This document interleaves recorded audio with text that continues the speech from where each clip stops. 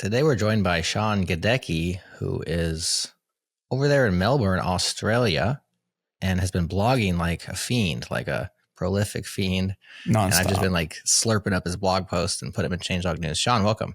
Hey, great to be here. Well, because you are where you are and we are where we are, we'll definitely be dealing with a little bit of lag and latency. So hang with us, everyone. I'm sure it'll get smoothed out in post, but if Adam is, telling stories over the top of Sean's answers, that's why. Blame me. No, I'm blaming the ocean and the speed of light. I'm not blaming you. Well, let's get a key and open that room. Okay. There we go. I actually went back, Sean, and checked in the last 50 issues or so. I think I've included posts by you in Changelog News. 1, 2, 3, 4, 5 different posts of yours in like the last, that's probably a year. At this point, I should just put a redirect into your blog, Welcome to Changelog News. Here's Sean. You've been killing it, man. Where do you get all these blog posts from? Where are you pulling them out of? Yeah, that's a good question. I'm not quite sure myself. So I didn't write for the longest time. I didn't write for the first 8 years of my career. And then all of a sudden, in the last 2 years, I find myself having a lot of things to say.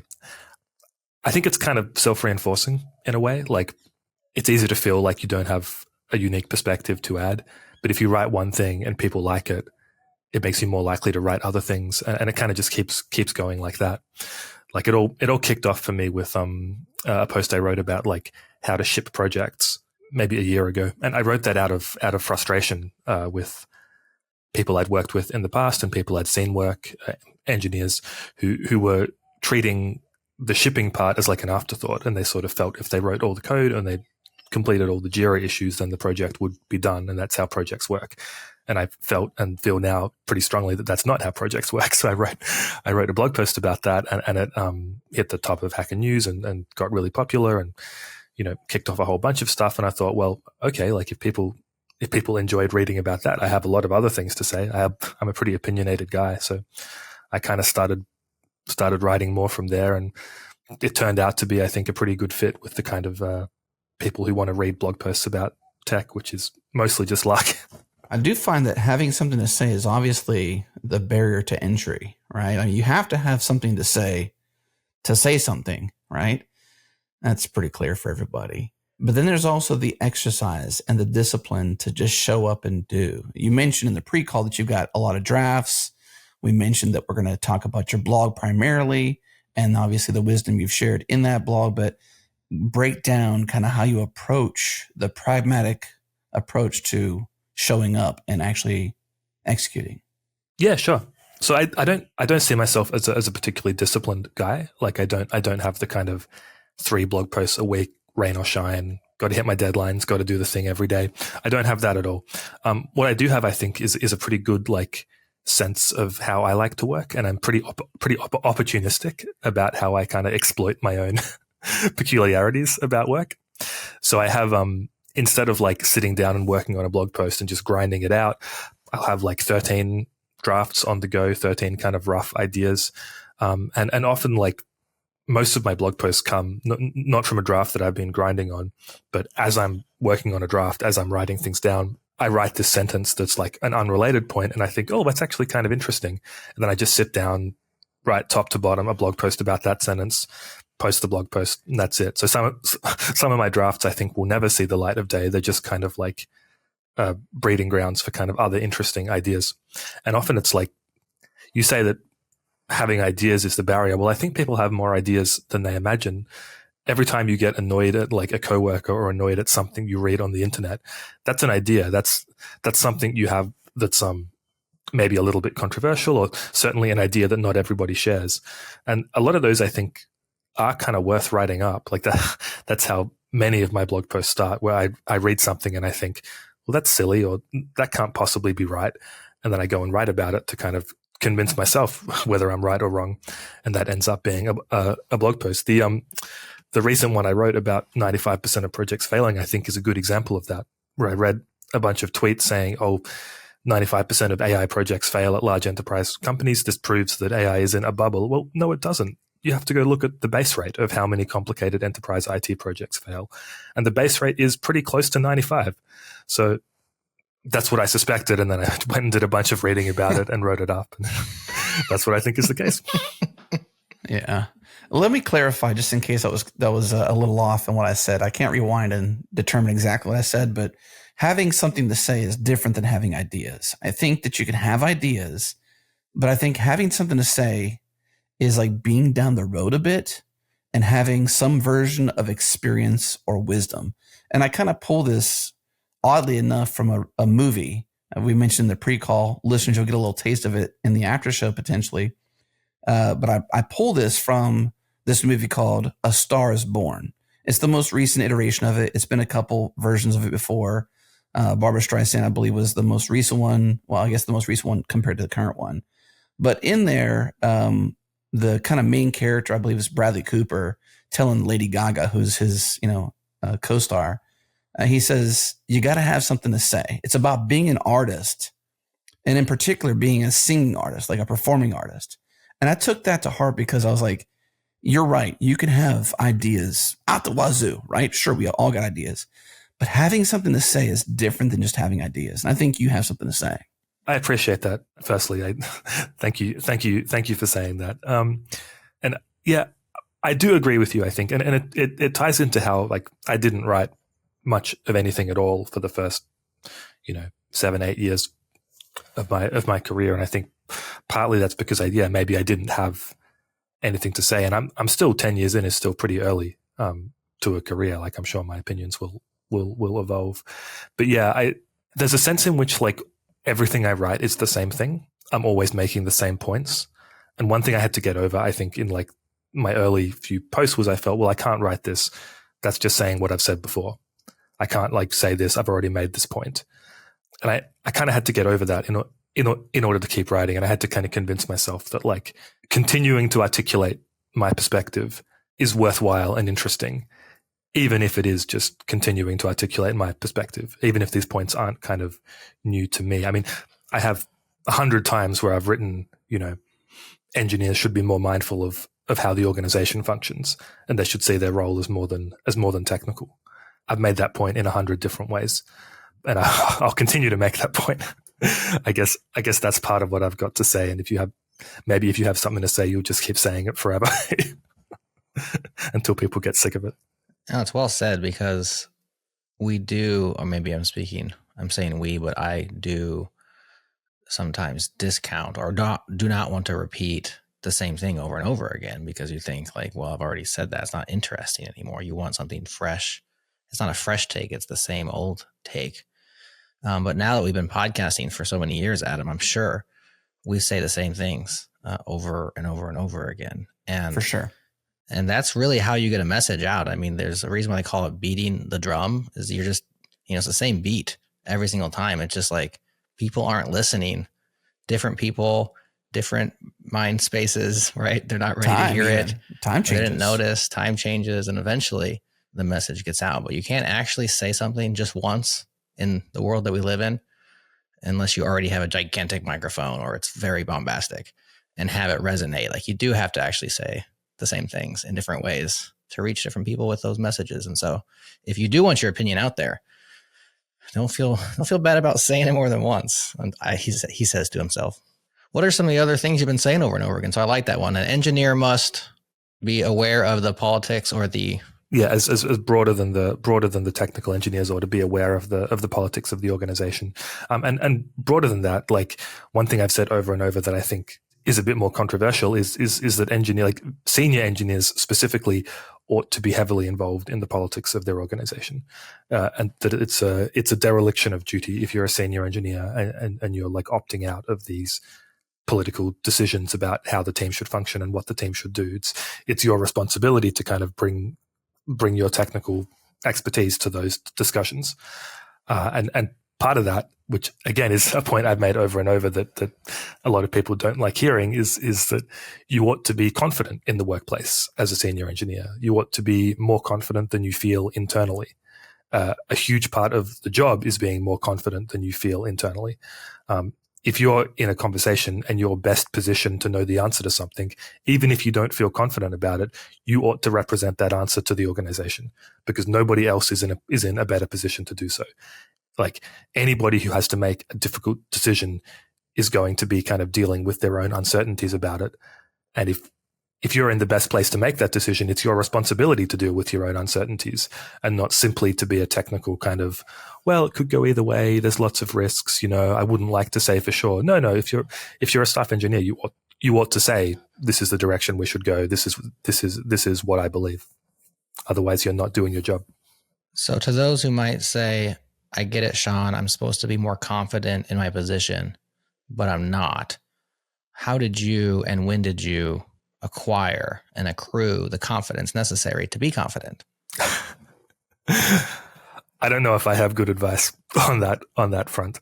I think I'm naturally very confident in my own ideas. So I wouldn't like to tell people steps that they could take to do that when I didn't follow any steps myself. That's just kind of a fortunate way in which my personality fits. Gotcha. I think the tech industry, but in general, like, I haven't always been confident about like tech specifically. Like, a lot of it was just time and years working in the same industry, solving similar problems, seeing the same things crop up. Like, particularly if you're fairly new to the industry and you're not confident, I wouldn't worry about it. I would assume that, like, in 5 years, 10 years, like, you might get there. Yeah, confidence as well, because you kind of have to get on the road a bit, and you kind of have to make mistakes. And when you're new, you're like, oh, the last thing I want to do is make a mistake, because I might get fired, or I might be seen as less valuable, or I really am not an engineer. And we continue to perpetuate this imposter syndrome, which even 20 years in, I still feel on the daily. I'm a little bit more confident about my awareness of it, but I still feel this level of imposter syndrome, maybe even in this moment. I don't even know. But to somebody new coming in, you have almost no perspective. So you can't really blame yourself for not having strong opinions or confidence, because you have no reason to have confidence yet. Yeah, that's absolutely right. I think there's a sense in which in tech, it's almost easy to gain confidence quickly if you're working as a software engineer. And that's because code bases are so complicated and are so different and contain so much accidental detail that if you're even a fairly junior engineer working on a code base, as you become familiar with that code base and able to ship changes, you will rapidly have more technical familiarity with that code base than even very senior engineers in the organization. You'll have, in your narrow domain, you'll have much more ability to kind of answer questions confidently and say, no, this is how it currently works. Here's where you'd want to make that change, those kind of assessments. So I think, like, there's a sense in which kind of working as a software engineer gives you like narrow domain confidence fairly early on, assuming you do stay in the same code base for long enough to get it. So let's zoom in on that post about company politics, since that's the kind of the topic that we're on right here. You have the confidence, you've gotten to become senior enough that you know that you have good things to say and good direction with regard to where the company should go, how the company should operate. Maybe it's which features are worth developing or not, or how to go about building things. You wrote, How I Influence Tech Company Politics as a Staff Software Engineer. I guess, side note, Sean is a staff software engineer at GitHub, for those who don't know. And this was back in October. Do you want to walk us through some of maybe the bullet points or the high points of actually how you go about affecting change inside the org that you work in? Yeah, sure. And I want to preface this by saying that my experience has been with large orgs where there's, 10 or 20 or 30 engineering teams. So the advice I give is probably not as relevant to like smaller companies or startups, but certainly in large orgs, kind of paradoxically, the process of influencing company politics begins with accepting that you're never going to set the direction of the company. It's just too big. The decisions are being made at too high of a level with information that you straight up don't have. I'm a staff engineer at GitHub. I'm not going to be able to point GitHub, the company, in a different direction, and certainly not going to be able to point Microsoft, the company, in a different direction. Very, very, very few people are in a position to do that. But what you can do is you can influence your local politics.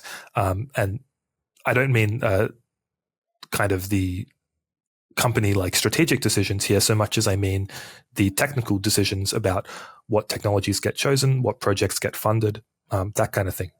And the way to do it, well, there are two ways. The first way is like the hard way, the kind of traditional way, where you have an idea that you want to do, some project you want to build, some feature you want to ship, and you just kind of campaign for it like normal. You write a proposal, you talk about it at talks, you like try and convince people, you talk to your manager, you talk to your skip, you're like drumming up support for this idea. And that's very hard. It can work. I've seen it work, but it requires a lot of persistence. And it's usually less sticky. The easy way to influence company politics is to, instead of having one idea that you're pushing, have a kind of stable of ideas that you have ready to go at any given moment. And then when it becomes time for that idea, you'll have something you want to do in the bag already. And when I say time for that idea, companies kind of go through what I like to think of as these waves of interest in different areas. So suppose you have a couple of ideas about how to make the service you're working on more reliable. Maybe you want to do, cross-region stuff or multi-cloud stuff, something like that. It's going to be pretty hard, like when the company's interested in shipping features, to push this like big reliability project idea. But in the aftermath of say, Amazon's recent incident, or perhaps an incident affects your company, there's usually like a month or two where people really care about reliability. And it's even coming down from like on high, where like your VPs, your directors, your managers are looking for reliability projects to fund.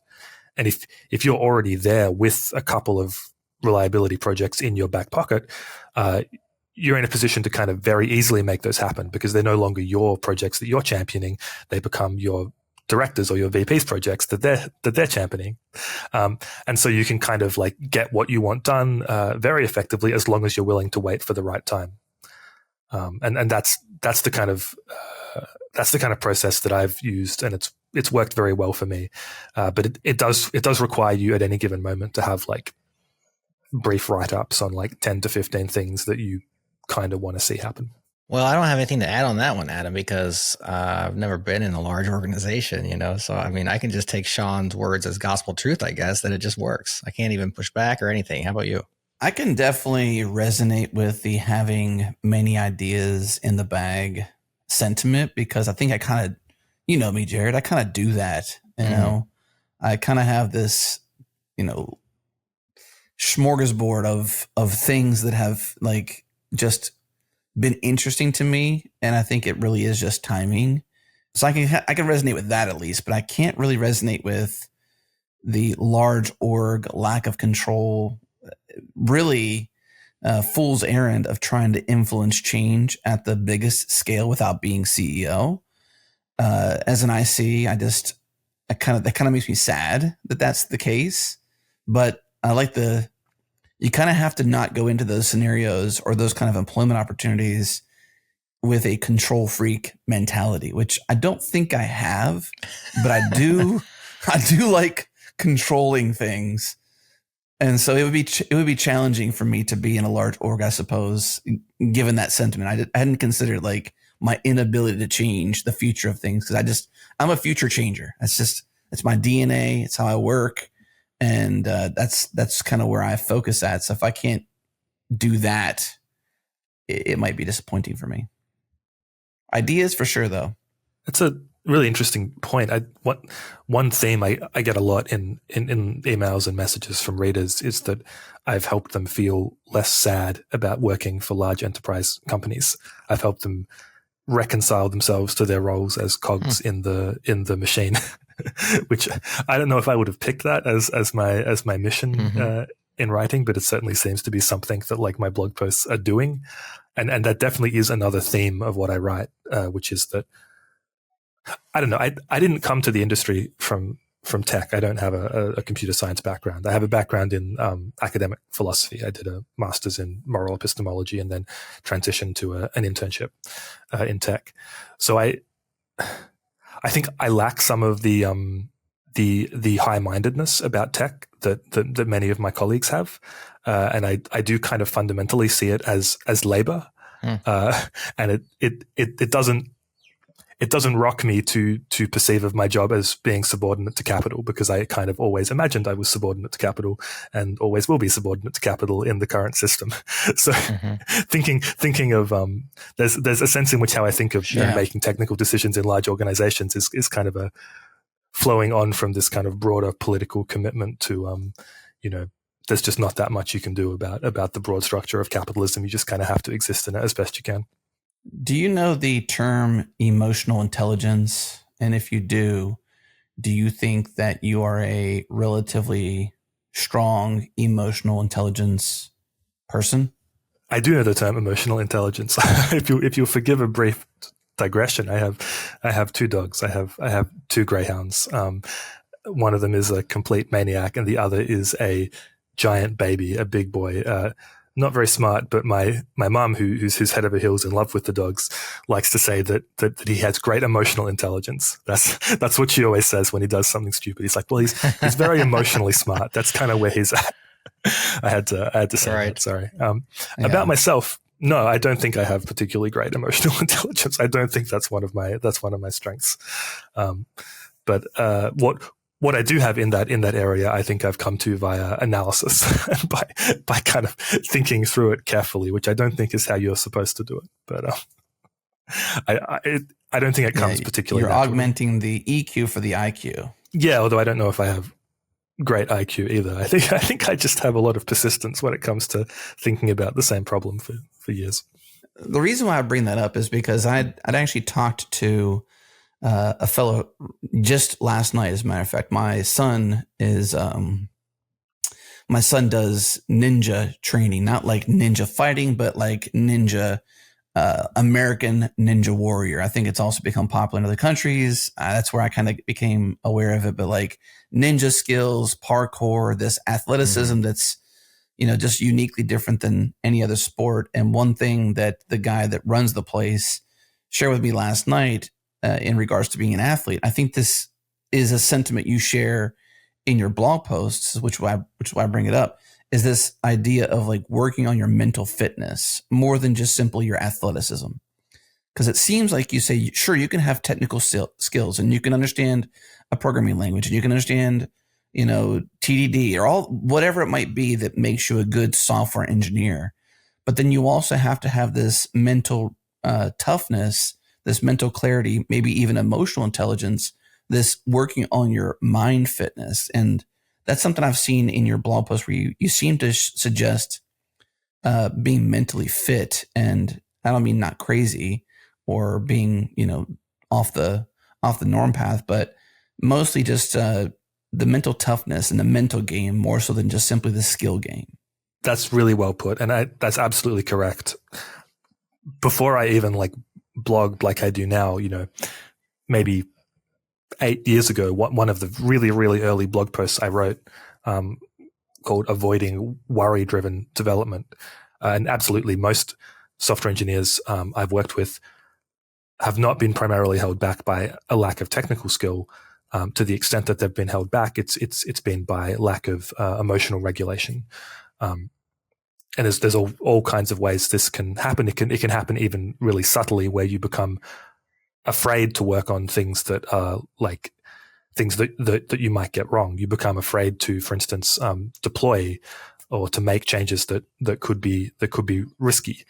So you might be technically very capable, but there are certain kinds of technical change that you're just not really willing to do, that you're letting other people do who maybe don't have your technical expertise, which is, that can really hurt a team. But there's more ways than I could articulate where kind of poor emotional regulation makes you a worse engineer. I think I'm going to continue writing about that for a long time. One thing I want to talk about, which is tangential to this, is taste. I think, especially with the rise of AI code gen, we are seeing now that our ability to have and to influence good taste in software engineering is becoming more valuable, and our ability to execute, the technical bits by hand becoming less valuable. And so you wrote on this is one of my favorite pieces that you've written of late. What is good taste in software engineering? Because of course I can just assert that we must have good taste, and we all like our own taste to a certain extent, don't we? And so we assume that we all have our own good taste. But how do you know if you do? How do you know what it is? What does it even mean? Good taste in software engineering. And in this post, you really try to get down to the nitty gritty of answering those questions. And the way you go about that is by really proxying taste to values. Can you start there and explain kind of what that means, why your taste comes from your values, and how we can actually decide what our values are? Yeah, sure. So this approach definitely comes from my background in analytic philosophy, where if we're not sure what something is, we often try to do what we call conceptual analysis on it. Sometimes I think a little bit bombastically called conceptual engineering, Okay. perhaps much like software engineers call what they do software engineering. It's a little bit aspirational, but the idea is to take this kind of concept that you're not sure about, like taste, and try to explain it in terms of another concept that you have a better handle on. In this case, values. So really, like, you're starting from this point where people use the word taste to mean a lot of different things. Perhaps they're not sure what they mean themselves when you get down to it. But if you look at taste as an expression of your values, a lot of things become hopefully a little bit easier to understand. And by values, I don't mean necessarily your like ethical values. I mean the things you care about when you sit down to do software engineering. So, for instance, you might care about reliability. You might care about performance. You might care about accessibility. You might care about having your code well factored. You might care about having your code not be spread in too many different places. You can list these kind of things forever. And I call them values because I think there aren't definitive answers to a lot of them. You know, exactly how important is readability compared to reliability? Well, it depends on the situation, and it depends on you. It depends on what you value personally. I think most software engineers, they end up with this kind of constellation of values where they really care about reliability, they care about accessibility a little bit, or perhaps the other way around. It's sort of what they're willing to trade off and what they're not willing to trade off. And when somebody's sort of set of values match your set of values, you might say they have good taste. I take it one step further. I say that your set of values can be a good or bad fit to the project you're working on itself.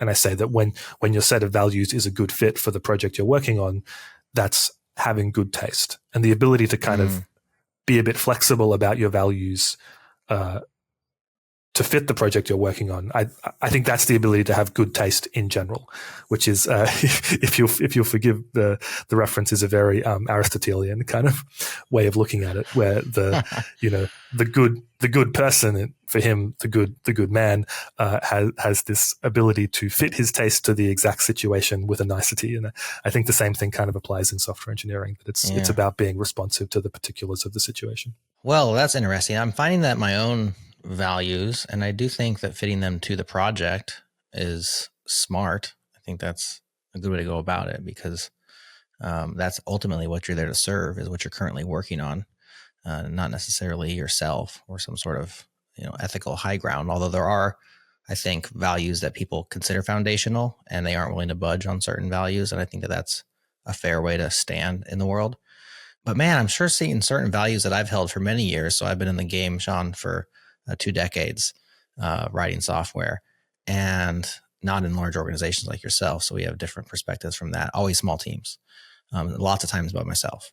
And I find that because of the advent, specifically in the last 6 months even, of coding agents that have gotten to be good enough that I'd rather use them than write myself, even though I love writing software. And I still feel like I'm writing software, but I'm not just doing the writing anymore. I feel like some of the values that I've considered bedrock for years of myself are like starting to maybe change, or like I'm ready to change them, because like maintainability, okay, in the small, not in the large, but in the small seems like, is it all that important, or will it be all that important when a rewrite is 10 seconds away by a skilled developer, and I'm not saying it's here today, but I'm just seeing the trajectory, and I'm just wondering if all my values are going to change. Have you had any sort of those thoughts as this stuff is starting to percolate? Because it's getting to be pretty good at this point, and I imagine it's not going to get 0% better from here. Yeah, absolutely. I mean, you would have more context on this than me, having been in the industry longer, but certainly for me, the last 3 years and the last year even have been the largest, like the most rapid time of change I can recall, like for my entire time in the industry. And not even just because of AI. I mean, since 2023 with the death of the zero interest rate regime, this is also something I write a lot about. It's been, what it means to be a software engineer has completely changed, and now with the advent of like genuinely capable AI agents to like writing code, it's changing again, and it's sort of continuing to change. And yeah, like a lot of the old ways of thinking about things sort of no longer apply. You almost want to list the things that like haven't changed because the change has been kind of so extreme.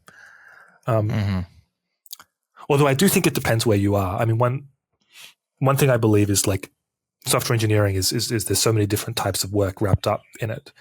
And there's definitely people who are working on things for which AI agents are still not yet a good fit or not yet good enough. Oh, for and I think sure. a lot of those engineers kind of look at discussions like these and they think, what are these people talking about? Like AI agents are just not there yet. But for somebody like me who works, you know, a lot of what I do is kind of web servers and protobuf mangling and, you know, fairly standard kind of forms of software engineering work. The AI agents are here, man. Like they're certainly good enough to help. And in many cases, they're good enough to do the entire work. And it's completely changed what it means to do the job. Yeah. I've even experienced that in my own work where there's certain areas of what I'm doing, specifically using, I won't say bleeding edge, but just like modern front end technologies and specifically CSS technologies, SVG, etc., where I find that they completely lack the ability to do what I want them to do. And then I'm doing something else, like writing some sort of static generator in Go. And it's like, I didn't write any of this code. And I've helped it refactor along the way, but it's like, it's totally capable of doing this with just a little bit of direction from somebody who knows what they want and what they have some taste in the way you should go about building the system to just like guide and say, no, don't do it that way. Do it this way. And they're like, okay, I'll do it that way. And in those areas, it's like, it's very capable. And so, yeah, it's just not evenly distributed, both in like technology and like verticals, but then also across the industry and what you're working on. Everybody's mileage is going to vary. And I think we're getting very small mileage right now. And I just can't imagine that it's going to stay right here because I've been calling the AI winter for a little while and the plateau. And every time I think we've hit one, granted, a lot of it's been tooling around the models. That's been getting better more than the models themselves right now. But I just know how much investment is in making this get better. And so it's just like, it's like percolating and pending. And so a lot of my hard-earned values and beliefs are kind of like teetering right now. Like, do they even matter? Like, slow down to go faster, I've been saying for years. And it's like, I don't know, maybe it's just go faster to go faster now, or at least it will be in a couple of years. I don't know. Your example is really interesting to me, about needing to write your own sort of CSS and SVG code, but having the Golang stuff be automated, because to me it's been almost the reverse. I've kind of used AI agents to write most of my like front end stuff, certainly for my like blog, but at work sometimes when I'm writing Golang code, I find that I have to kind of do it by hand because the agent's not quite there yet for what I want to do. But sure. I think that kind of just reflects, you know, you're going really deep in one area and I'm being very shallow. And when you're writing your Golang static site generator, that's a fairly well understood problem. And, you know, when you're doing things that are less well understood, it's just kind of like, yeah, it's not so much that it's good at one technology and bad at another. It's just kind of hard to, you know, you can be doing very different things. But to your broader point, I absolutely agree. I think there's going to be a new set of engineering values that like comes in when this technology stabilizes. And it's very hard to say in advance what those values are going to be. How much engineers are going to need to like manually review the work of AI agents as well. I think, for instance, is still very much up in the air. Yeah, that's a really big question, is how much, right now it's made code review extremely valuable, right? Like your ability to look at a written piece of code, whether it's from a human or an agent or whatever, and judge appropriately. Is it good enough? Is it need to be rewritten? Where are all the problems with this? Is it going to pigeonhole us? Is it fine? Like that, I think, is like peak software engineering skill today. And maybe it will continue to be. I mean, there's people that don't think that the agents are going to get very much better at all from here. And if they stay right where they are, it's absolutely a huge value. Maybe not. So readability, I should say then, is a value that's going nowhere, right? But if we get past this threshold of what we actually have to care about is the inputs and the outputs, and we don't ever have to read it, or very rarely.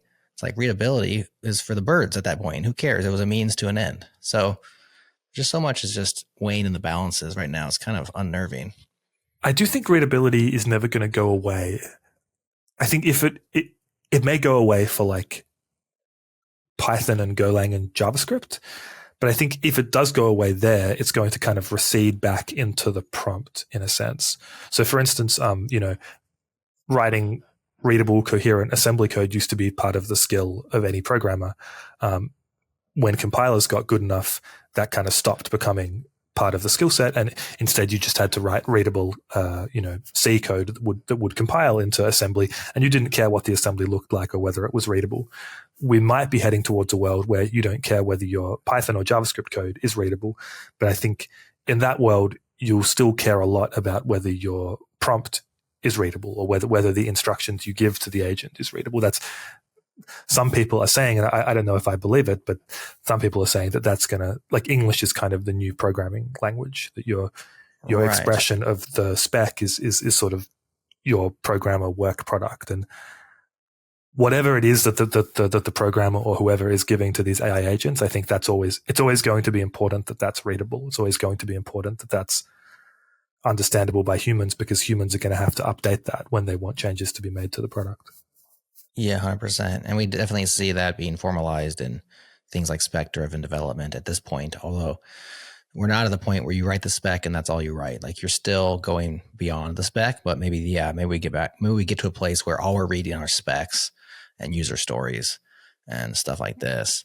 I think that's kind of a bland, boring world myself, because, gosh, I mean, I don't like writing documentation today, or, like, a spec is a necessary evil to a certain degree.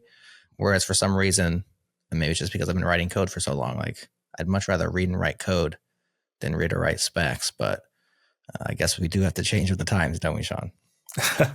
Well, we'll see. I mean, the ideal specs for AI agents might end up looking a little bit like code. They might end up being kind of technically specific enough to.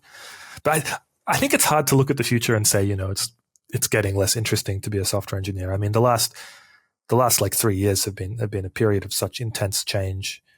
Whatever you might say about it, it's very interesting to be a software engineer now. There's a lot of things going on. It's very interesting right now. So, like for good or ill. So yeah, maybe we're headed towards a world where it's much more boring to be a software engineer. But certainly, if it continues like it has been, that's not what's happening.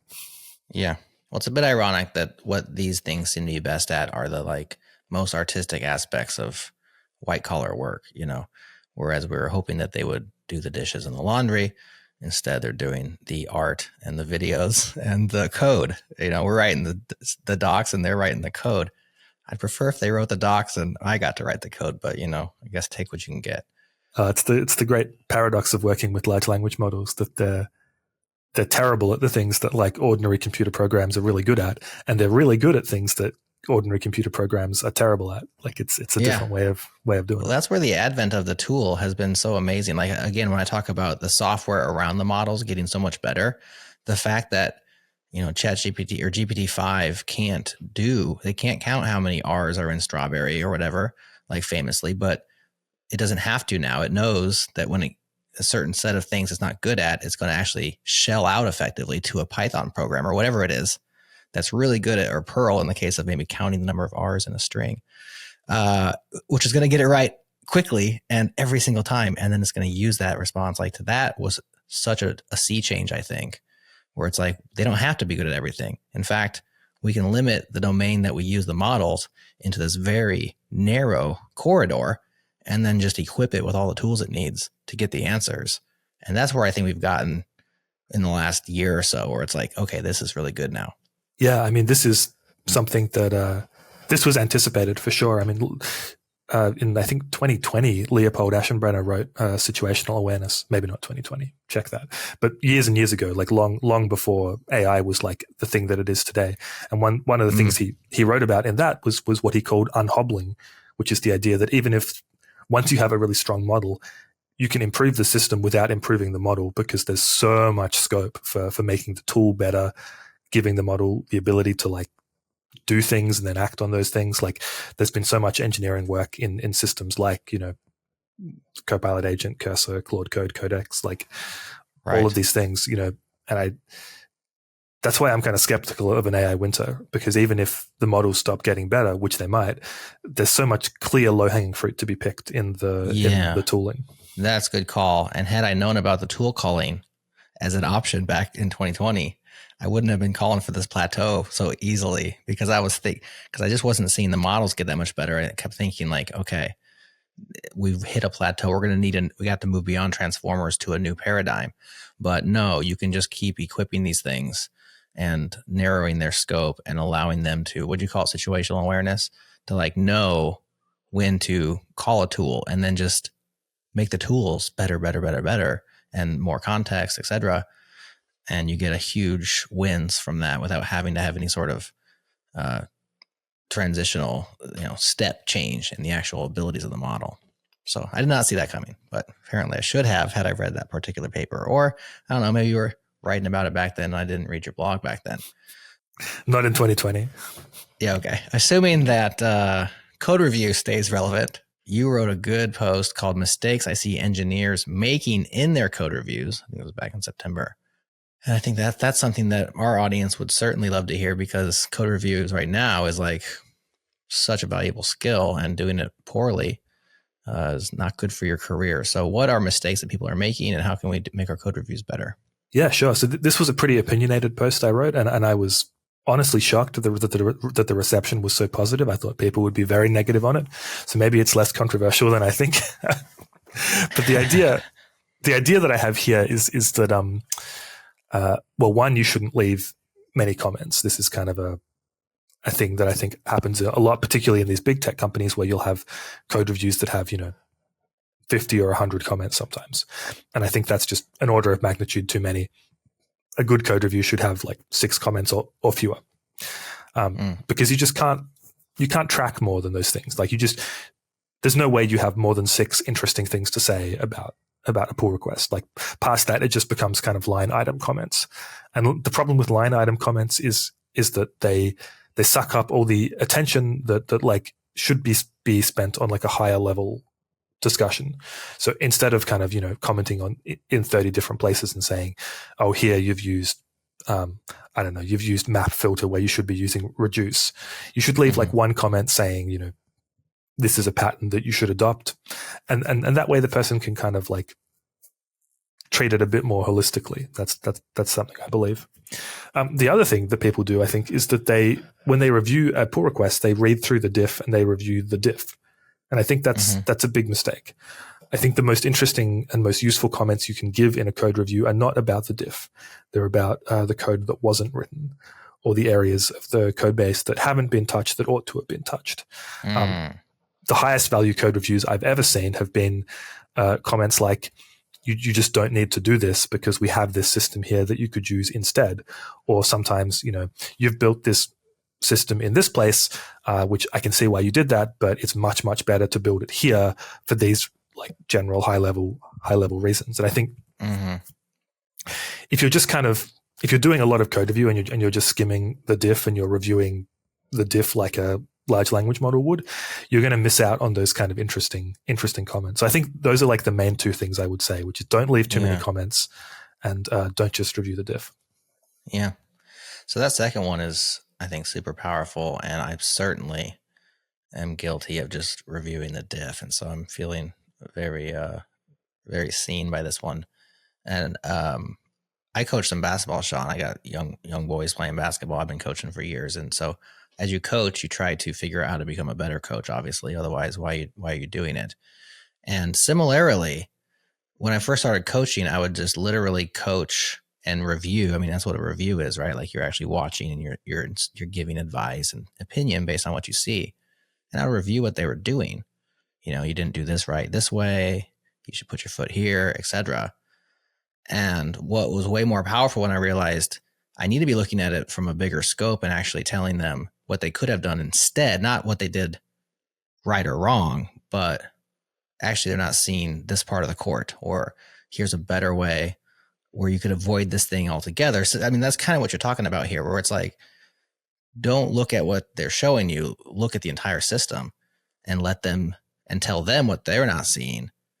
That requires some scope though, man. You got to really understand the system, don't you? Yeah, I mean, for sure. But that's why it's so valuable, because you're bringing to bear your understanding of the entire system. That's why code reviews with that context are so much better, because they're harder, because they incorporate kind of a broader understanding. That makes tons of sense. So how long have you been working at GitHub? Oh, 5 years, 4 years, 4 or 5 years. And and in that time, I assume you've done code reviews. I see you've done political influence. Like you've done the things. Like you're not just writing about the stuff. You're actually doing the stuff, right? Yeah. It's not just making sure. I mean, obviously, right? But I want to make sure that's the case. Sometimes we just have color commentaries, and they're not actually out there doing the work. So that's probably one of the reasons why you're so good at it, is because you're actually living the life. Have you ever been unable to convince inside GitHub something that you want to happen or change, and you thought, I know what I'll do. I'll write a blog post about this. It'll make the front page of Hacker News, and then maybe some of my superiors will read it, and I can influence change in that way. What about that, Sean?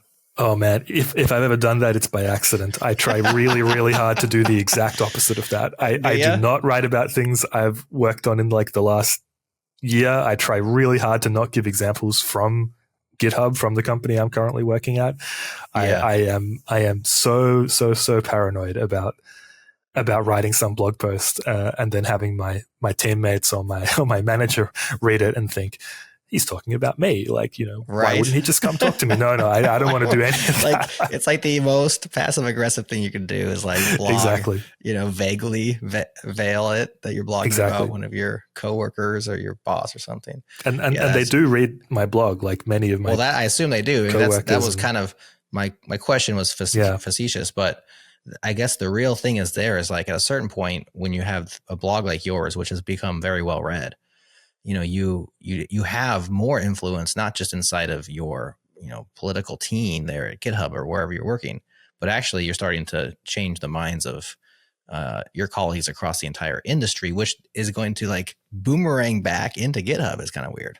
Even if you don't want me, you can't avoid it at this point. Yeah, it's scary. I mean, because I still, like, you've been working in the industry twice as long as me. Many of my colleagues have been working in the industry longer than me.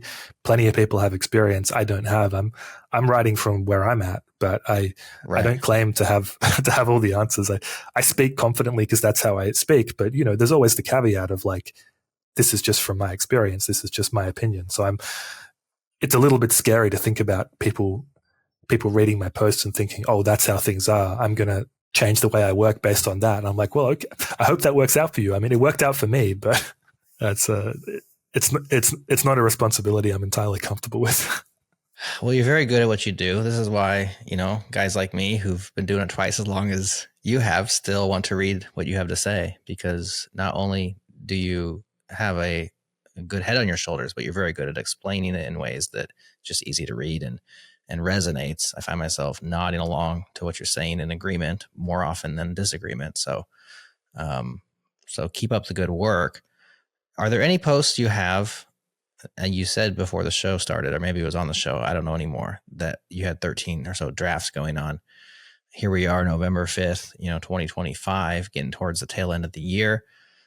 What are you thinking about right now? Like, what's on your mind? What do your drafts look like? Are there percolating thoughts that maybe you want to workshop here on the show, or maybe just get out there in some sort of a non-finalized form? The thing about podcasts, Sean, is people give us the benefit of the doubt because we're just talking. Once you write it down and publish it, people take it very seriously, and it's kind of like encoded forever. Now we do have transcripts, but still there's way more bandwidth in a podcast, and you have more opportunity to just talk and not feel like every word has to be the perfect word. So what have you been thinking about recently that we can maybe just put out on the table and take a nibble on? I don't think I have anything like super controversial in the queue. I tend to write my controversial posts as quickly as possible and I publish them. If something's sitting in drafts, it's probably because it's insufficiently controversial, and I'm trying to think of a way to make it a bit punchier. But I mean, one thing that I've been noodling on for a while is my take on the idea that like getting the main thing right is so important.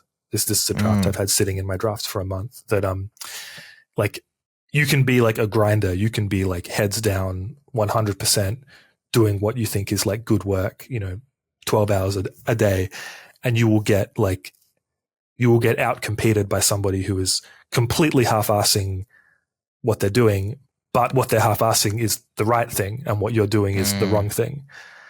And I'm still trying to kind of articulate exactly how I feel about that. But there have been times in my career where maybe this is something that I haven't really expressed in blog posts because I am a bit uncomfortable saying it, but there have been times in my career where I have not worked very many hours in the day. Some days I work a lot of hours, but some days I don't. Some days I work very, very few hours. If I'm just not feeling it, I don't force myself to grind. And one thing I've sort of grappled with is like, do I like deserve my job in those periods where I'm working comparatively fewer hours? Am I like cheating my company out of my labor? Right. And one thing I console myself with is like, well, maybe I'm only doing this day. I only really got like 4 hours of work in, but it was all in the right direction. So that's more useful than 12 hours of work in like random directions. I don't know about that. It's sort of uncomfortable talking about how many hours you work on the internet, particularly when your boss is going to read it. That's completely fair. I would say my response to that would be, it depends on what your company is hiring you to do, right? Like, and so that is of course contextual to that agreement, but assuming it's a typical tech company who, writes and sells or rents software as a service like GitHub does, like, they're probably hiring you to move that organization in the right direction, right? Like they want you as a laborer to put your thoughts and your experience and your intellect towards progress. And certainly they probably wouldn't be interested in you grinding in the wrong direction. I mean, this is why we make fun of the 10X developer a lot, but just because it's, it's a meme at this point. And of course there's people who are tech bros who act like they are these things. And I don't think that's the case, but I do think software is a place where it's very easy to move in the wrong direction. I mean, you could become a 10Xer by just being a 1Xer because a lot of people are just doing the wrong thing. And actually, what's the opposite of progress? Like moving backwards, like it's so easy to be off and actually be doing harm, even unbeknownst. I mean, most of the time unbeknownst to yourself. And so being on the right path and doing the right thing is like, that's the name of the game. And grinding in the wrong direction isn't getting any value. Like sometimes, however, you don't know you're grinding in the wrong direction. And so you just got to grind until you find out this wasn't right. Other times you're like, I just can't work right now because my mind isn't right. And it's like, I got no problem with it. But of course, that's up to you and your employer. I think that I'm comfortable in my relationship with my employer. But that's great. Great to hear. Sounds like with good reason. I do know that when you're on the main thing, though, you can make major progress really quickly, and you can accomplish a lot in a small amount of time because it's so highly leveraged. Like what we do is highly leveraged. And so that's the point about leverage, is like when you wield it correctly, massive gains. But of course, when you wield it wrong, you're going in the wrong direction. So yeah, sometimes I think about it like this, where particularly the more senior you get, if you do like one genuinely useful thing a week, that puts you ahead of, I think, most engineers. When I say genuinely useful, I mean like a contribution that would not have happened without you. if you like that is in the right direction and actually does realize a lot of value. You can do one of those a week, in some there's a sense in which you can do one of those a year and you can still be very much in the black. But of course you can't do that without doing a lot of different things. You have to try things to see what works. So it's not, maybe if you were like, the sage high up on the mountain with perfect information, you could do 3 hours of work a year and be like super impactful. But I don't think any human being can do that. Well, it's like that old commercial where the guy saved a nickel. You remember this one? He's running around. I saved us a nickel. He's like running around the office and nobody cares. They're like, dude, it's a nickel. Nobody cares. And then finally he walks past like 3 of the higher ups and he's saying, I saved us a nickel. And the right person heard it. And he's like, we do that operation 17,000 times a day or something like that. Like the nickel was being saved at scale. Nobody realized it. I can't remember what the commercial was even about, but I do remember that because when I talk about leverage, like there's your thing. I don't know if you saw the post, Sean, recently, the TikTok intern who saved him $300K a year, rewriting a very small part of their service from Go to Rust. Did you see that post? No, I didn't, but it doesn't surprise me. Yeah. So like there's an opportunity there where like this person comes in for an intern. Of course, they were assigned this task, I believe. And it's like this one particular endpoint of a thing where it's just like 95% of TikTok is written in Go, I believe, according to that post. And so lots of Go. And Go's relatively, fast programming language and everything. But because of the nature of this particular call, they benchmarked it. They realized, the GC pauses or something was causing it to use way more compute than it needed to. And so like they just rewrote, their internship was basically rewriting this one thing in Rust so they could hyper optimize it. And it saved them like $300K a year in compute. And like those are the kind of cool wins you can get when you do the right thing. Like now, it was an intern, so is it a unique contribution? Like probably a lot of people at that org could have written that particular program. It's just cool that an intern got to do it and write about it. But it's an example of what you're talking about, where it's like if you can bring $300K a year in value in a couple of months, well, that's way more than they're paying you. I mean, it's easier to do that in some roles than others for sure. Like, one. I mean, I can't talk a lot about it, but one of the really interesting things about working for Copilot, working in like the Copilot area at GitHub, has been just the ridiculous growth that Copilot has had, like financially. And you're very rapidly in a position where you're making like technical decisions on which, hundreds of millions of dollars are kind of flowing through, and you talk about leverage, right? Like your mistakes and your wins will effectively cost, $10 million here or there. Like I have made mistakes that have cost a lot of money. I have done things that have like recouped a lot of money. Like it's a really, really interesting position to be in, to have that amount of leverage. It's kind of scary. Yeah, it is a high stakes game, which makes it all the scarier knowing kind of, the status of the industry and the lack of sometimes resiliency, and the overwhelming desire to go faster, and to keep up and to pass. And how much is on the line now? I mean, if you look at our lives now, how much of our lives are informed or completely driven by these digital things that operate them, whether it's our paychecks, our bank account, our voter registration, our votes, our education, right? Like our, whatever it is, our scores in a school, our relationships, you name it, our medical, history, as well as diagnoses. Like everything's on there now. Everything's in there. And, we software engineers are the ones that are like, we're twiddling those bits and twiddling the wrong way and things can go poorly, but also opportunity, right? Opportunity to help a lot of people if you do it well. What else? What else? I have this, this is one of those things where, what is it? Was it W.H. Auden who said that like enjoying your own handwriting is like enjoying the smell of your own farts? I think the equivalent of that for blogging is like writing posts about blogging and writing posts about like the experience. So I try to do that as rarely as possible, but I have this kind of like draft I've been working on about like how to write posts that kind of like people that like blow up on the internet, and how to write posts that like will hit the top of Hacker News and stuff. And this is genuine advice, or this is sarcastic advice? No, like, genuine advice. Genuine. Like it's well, you have the ability to do it clearly. You've done it on a repeated basis. So your advice, you have the clout. What are your some of your, just give us the quick list. Like, what do you do? How do you do it? Are you trying to do it first of all?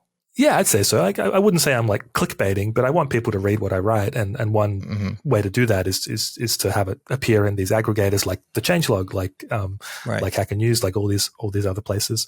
I think it's hard to say, but a big part of it is like finding the exact right tone to hit.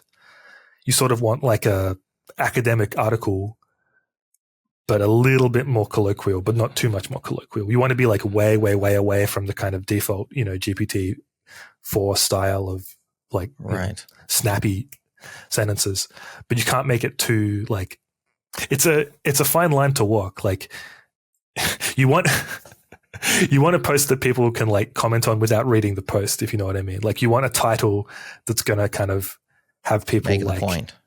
Yeah, the title has to make the point for you.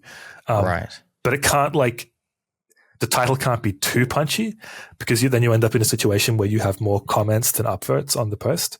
And as soon as you go over more comments than upvotes, it triggers the Hacker News like flame war mechanism, and your post just gets annihilated off the front page. Okay. So you have to kind of like, you got to be really careful about like doing things like asking questions in your title, but you also want your title to be punchy enough because most people aren't going to read the article. So it's this kind of fine line to walk. The whole process. I did write a blog post about this, which I really enjoyed writing. I think I called it "Impressing People You Don't Respect." That's a good title. Well, I didn't call it that initially. I was afraid to call it that, and I toned it down, and I've since kind of punched it up a bit. But if like when you're trying to get your blog read, it's a really interesting thing, because I don't care about volume of readers. What I care about is quality of readers, if you know what I mean. Like I do. I want people who if the right 10 people read a post, I wouldn't care about the other, 90,000. Like it's just like, it's getting it to those people who are going to give you like really interesting feedback, who are going to email you with like their own experience. That's why I write the blog posts. But you can't do that unless those blog posts get like seen by a lot of people. And in order for them to get seen by a lot of people, you have to kind of appeal to audiences that like perhaps aren't going to give you like that interesting signal, that useful feedback. So there is this weird dynamic where you have to kind of be a bit clickbaity, even though the people who you're really writing to don't care about the clickbait, because otherwise it's not going to get in front of them. Right. I mean. I do know what you mean. I didn't anticipate that. You have to attract the people that you don't actually care about them reading it, because they will amplify the signal of it loud enough so that it will reach the people who otherwise might not have seen it. And now they're the ones who are actually the high quality readers that you're trying to reach in the first place. Yeah, although I do care about all of my readers, and if you read my post, I love you. I'm just over here trying to figure out which category am I? What group am I in over here? To give like a concrete example that I think might like make it seem a little bit less arrogant to say this, a lot of the people who are going to upvote your post on Hacker News aren't going to read it. They're going to they'll maybe click through and like skim the first sentence. They probably are just going to upvote based on the title. I don't really care about those readers because they aren't readers. They don't read my posts. But I do want them to upvote so that my post gets shown to people who are actually going to read it. That's the kind of thing I mean. Like but you don't want to also cross the line so that the person who actually is the high quality reader, they look at your title and they think, this guy's a hack. He's just trying to get to the top of Hacker News. I'm not going to read this thing. It also doesn't work. Like super clickbaity titles are not typically that successful on Hacker News. Sometimes they are, but in my experience, it works better to be a little bit lower key. Well, I would say we have similar aims here. And I think one of the great things about the changelog, which we've been doing for a very long time, and we have a niche audience, we're software developers. And so it's a very small group of people. And even among software developers, there's like bigger shows or whatever. But we have all the best listeners. Like we have our listeners I'm stroking their ego right now as they listen to this. And that's part of my goal. But the other part is just to be honest and tell you, like, they're kind, they're thoughtful, they send us great emails, they're insightful. And so one of the reasons why I love the changelog specifically and the audience that we have here, and I'm sure there's tons of crossover with your blog, Sean. So I bet you also have these same people. You got me at least, is that they are all the best things that you want in a listener. Like they don't flame, they don't hate. We get very little. When we do get critical feedback, which we do, and we appreciate because that helps us get better, it's always well stated and, clearly with positive intent. Like we have awesome listeners. And so hopefully pick up a few readers from this episode. And we'll get some serious crossover going. As a changelog listener myself, thank you. I'm going to take all that as praise to me specifically as well. But yeah, I agree. You have a great audience. And I think, I certainly I really, really treasure the messages I get from readers, the thoughtful messages. One thing about blowing up on Hacker News is that you do get a lot of very negative feedback. You do have to have a thick skin.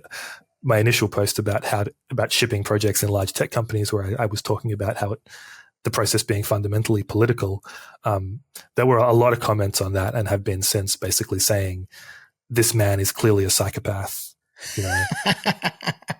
I would not want to work with him in any capacity. I feel bad for his colleagues. He will destroy any company he works at. I get a lot of comments like that too, which I have to just tune out. Yeah, those I just laugh at stuff like that. That's good stuff. We've been on Hacker News a fair bit of times, and we've been we've got thick skin at this point. You have to, or you just have to not read it. Now, it's not quite the most icy of software world, but I think that's reserved for the R programming subreddit, where they'll also tear you apart, but with like less intellectual ways of doing it. I don't know if that's a. I was really surprised that Reddit was worse than Hacker News. I thought Reddit would be better than Hacker News. It's not. Reddit is so much worse. The comments are so much more negative. Yes. And Reddit has a culture of like piling on, especially on jokes, where like if one person disses you in a funny way, like there'll be reply after reply after reply of like them one-upping each other, in like a downward spiral of dirtiness. It's hard to put yourself out there. I have people like my resume is public on the site. Like any post that gets sufficiently popular, there's a handful of people who go and find my resume and tear it apart. And they're like, oh, well, he's a staff engineer, but staff engineer at like Zendesk and GitHub. Like, what does that really mean? I'm like, I don't know. What does that really mean? It's like, I'm pretty proud of where I am. I was gonna say, like, those are good jobs, dude. I think so. But people on the internet are always gonna criticize. But I think it's useful having my name out there. It's useful it being me and it not being anonymous. I think that adds to the value, even though it's kind of hard. 100%. And the only problem is I've been pronouncing your name, Sean Goedecke, in my head, and now, after years of reading you, I know it's Sean Goedecke. And so when I say that on the next time you're on Changelog News, I will be sure to pronounce it right. Sean, keep writing, man. Keep writing software. Keep writing prose about software. We'll keep reading them. And anything else you want to say to me or to the audience before we call the show? No, that's it. Just thanks to everyone for reading. As long as people keep reading, I'm going to keep writing. Awesome. We'll let you get back to your day. This is the end of my day, but the beginning of yours. So I'm sure you have some writing and some work ahead of you. I'll let you go. Thanks, Sean. Thanks so much.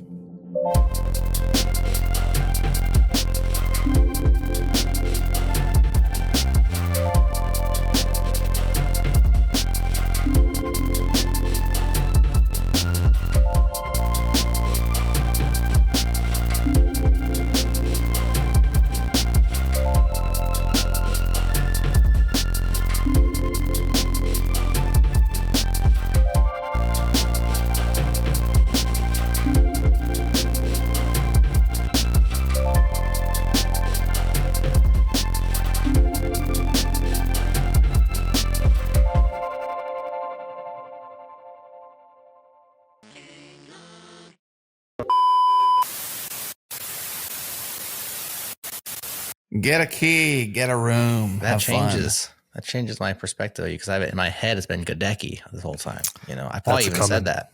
Yeah, it's closer to the classical German pronunciation is Goedecke or Goedecke, but my family say Goedecke. But you're Goedecke. Okay.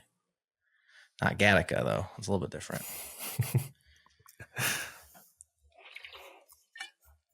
Which is a film I mean to revisit actually. Gattaca. You seen that one, Adam? I was never a Gattaca fan, man. You didn't like that film? I don't want to belittle it, but I think it's just like so uniquely sci-fi that it's just like a little past my tastes. I was never a Trekkie. I was more Star Wars than Trekkie, like where Star Wars is kind of like a different entertaining sci-fi. And then Star Trek is the same kind of genre and similar in so many ways, but totally not. I would say it's more mature, whereas Star Wars is more immature. And Gattaca just never got to me. I don't know why. Very strange because Gattaca is one of the most plausible science fictions out there. And that's your maybe thing, I need to give it a better angle. Fiction. Anyways. I should check it out. I should check it out. I'll take your Gattaca I'll do it. I like 10 years, science. but have you seen that one, Sean? Not for like 10 years, but I always thought of it as like barely science fiction. Yeah, like almost like a near future kind of thing.